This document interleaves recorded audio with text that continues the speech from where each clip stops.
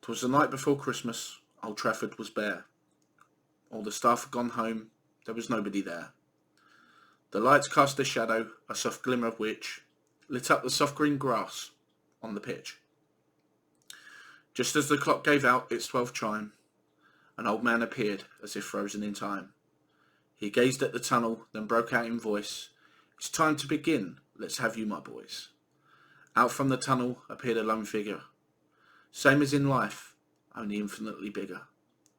The old man called out as he slowly drew near, "Good evening, Duncan. Are the rest of you here?" The figure broke out in a wide open smile. "Good evening, Sir Matt. It's been a long while."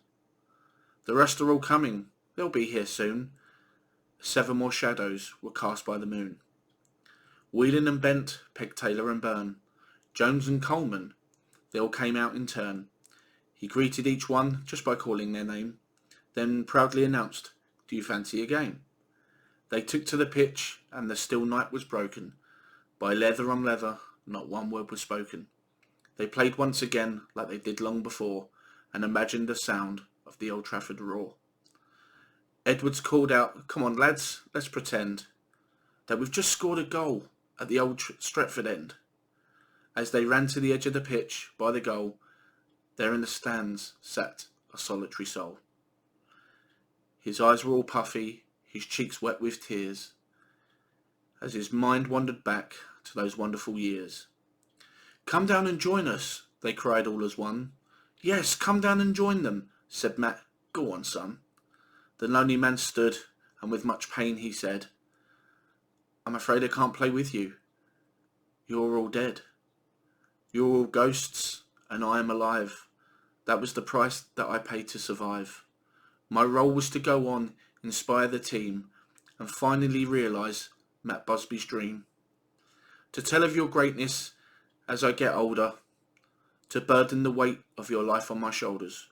The ghost of Sir Matt then raised up his head.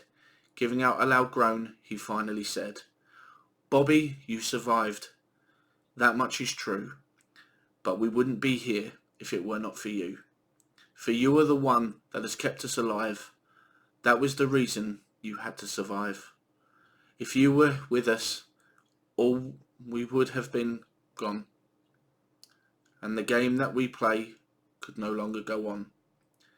If you can't understand why it happened this way, then come here and watch when United play. They sing about us, they remember us all. We live and we breathe with each kick of the ball. The legends that live here, Robson and Best, Cantona, Law, Giggs, Scholes, Ronaldo and the rest. They are us, we are them. We are all here as one, and that is the reason United goes on.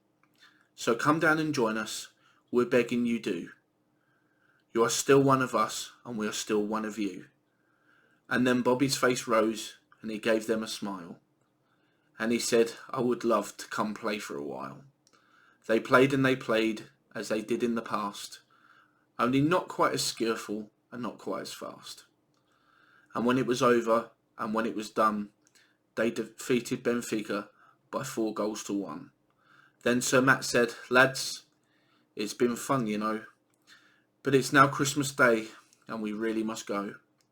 They walked to the front of the stadium and turned, and Sir Bobby said, "There is something I've learned. You did not die on that February night. You're still here with us, as you're with me tonight. And you'll live on forever, as long as we play," as the ghost disappeared down St Matt Busby Way.